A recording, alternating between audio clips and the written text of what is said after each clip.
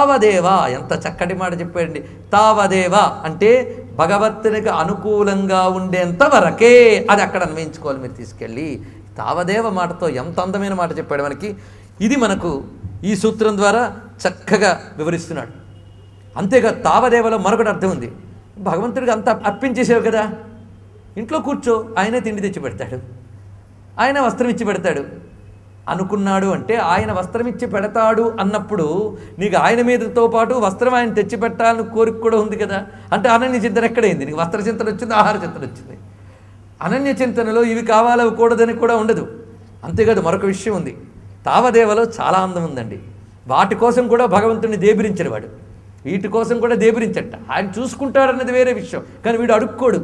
అది ఇక్కడ విషయం. ఎందుకంటే ఆయనకు అడిగితే కానీ తెలియదని ఎక్కడైనా ఉన్నదా? వీడు అడుక్కోడు, వీడు ఆయన్ని అనన్య చింతన చేస్తూ ఉన్నాడు. ఆయన అలా ఇబ్బంది పెట్టకూడదట. ఇద్దరు భక్తులు అడవిలోంచి వెళుతున్నారు.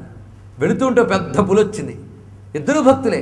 ఈ భక్తుడు అన్నట్ట, అమ్మో పులొచ్చింది, మనం ఎక్కడైనా దాక్కుందాం అన్నట్ట. ఈ భక్తుడు అన్నట్ట, మన నారాయణుడు ఉండగా మనకు పులేం చేస్తుంది అన్నాడు.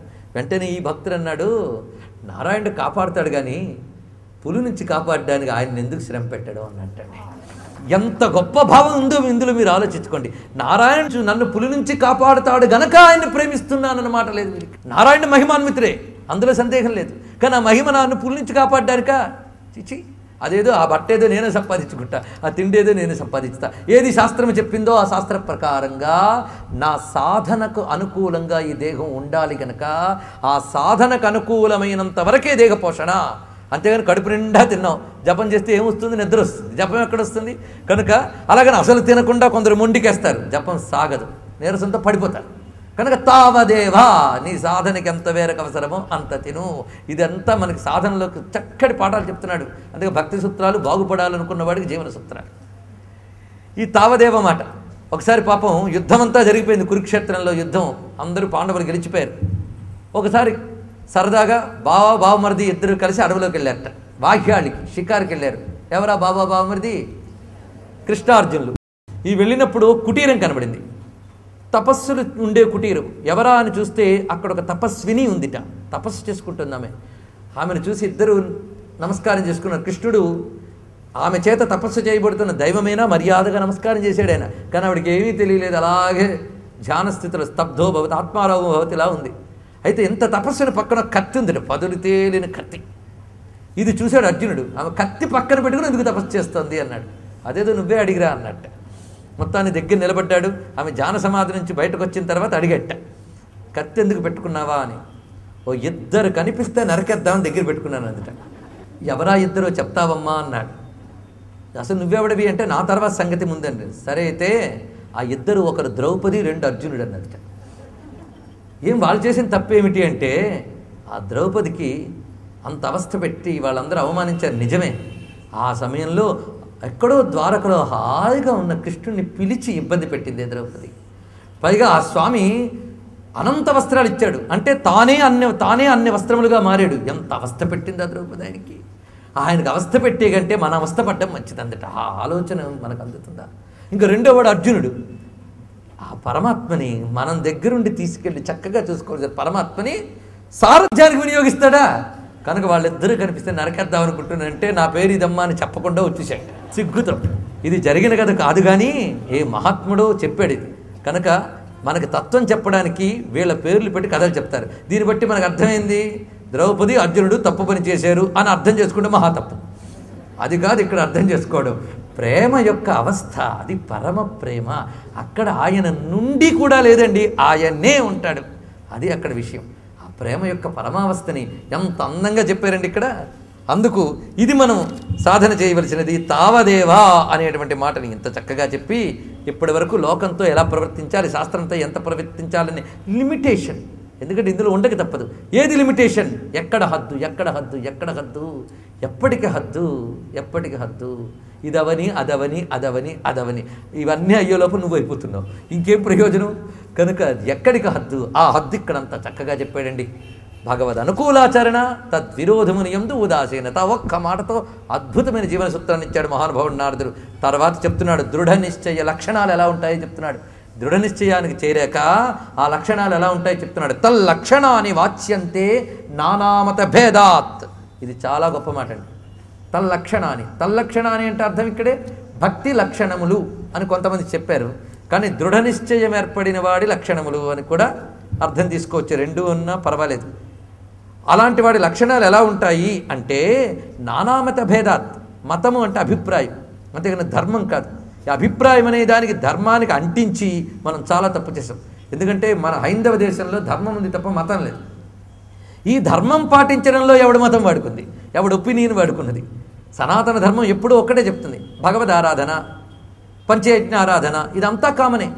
ఈ ఆరాధనలో ఏ భగవంతుడిని ఆరాధించాలి, ఎలా ఆరాధించాలి అనే దానిలో భేదములేవో కనిపిస్తున్నాయే తప్ప సనాతన ధర్మమునందు భేదం లేదు. ఇది అందుకు మనదంతా సనాతన ధర్మం.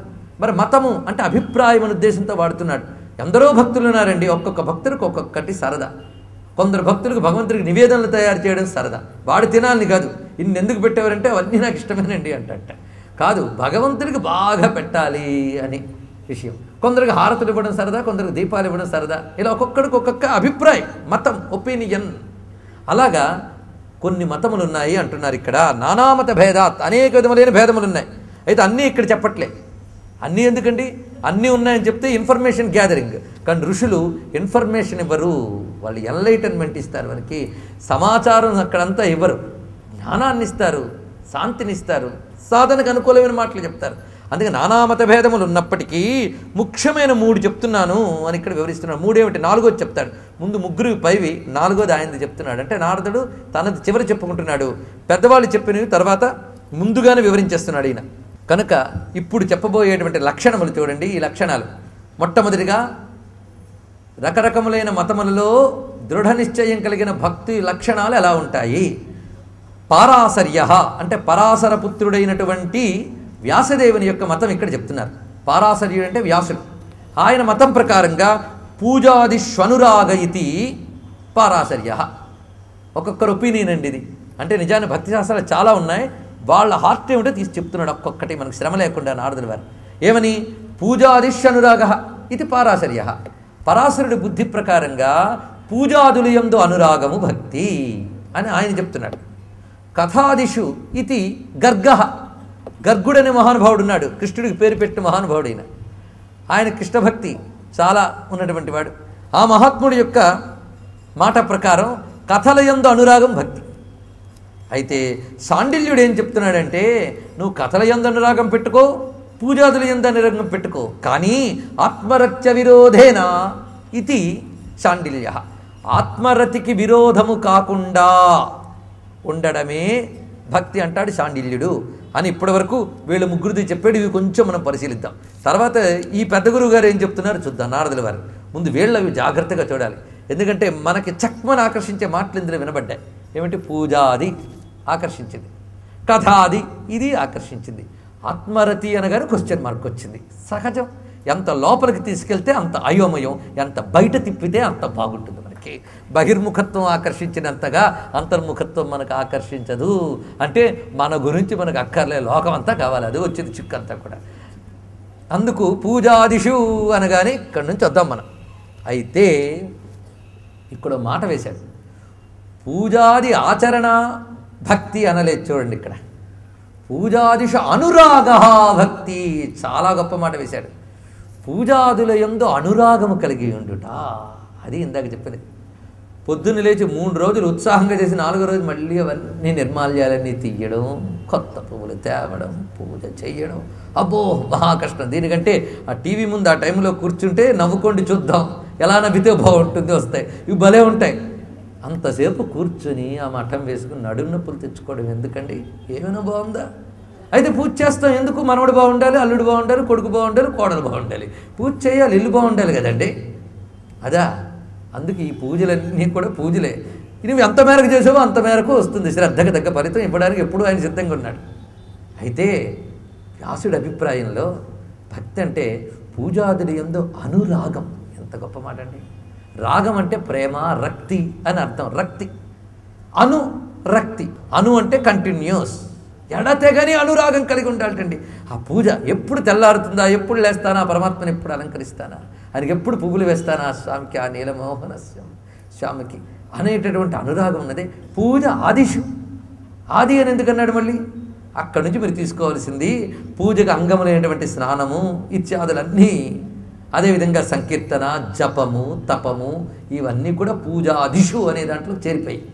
జపం, తపం, అంతేగాని వాటికి మరో సూత్రం కాకుండా ఇందులోనే ఆదిషు పెట్టాడు. ఏది చేసినా అనురాగం. అంతేగాని ఇటు లెక్క పెడుతూ మాలు ఎంత అయిందో వచ్చానో లేదా మణిపూసి దాకా ఇంకా అంతుంది తెడిమి 5 నిమిషాలు అయిపోతుందిలే. అనురాగం ఎక్కడైంది?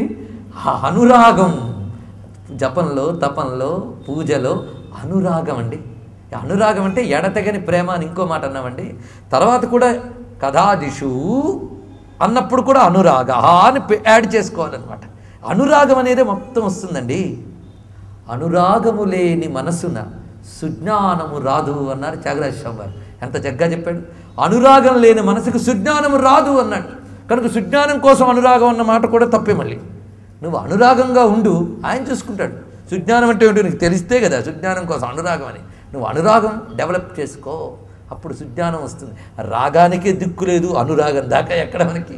భగవంతుని ప్రేమతో ఇన్ని సహస్రాలు చదివేమే, ఒక్కసారైనా పేరు అనేటప్పుడు కళ్ళు చెమర్చేయ, ఒక్కసారైనా గొంతు బొంగురు పోయిందా?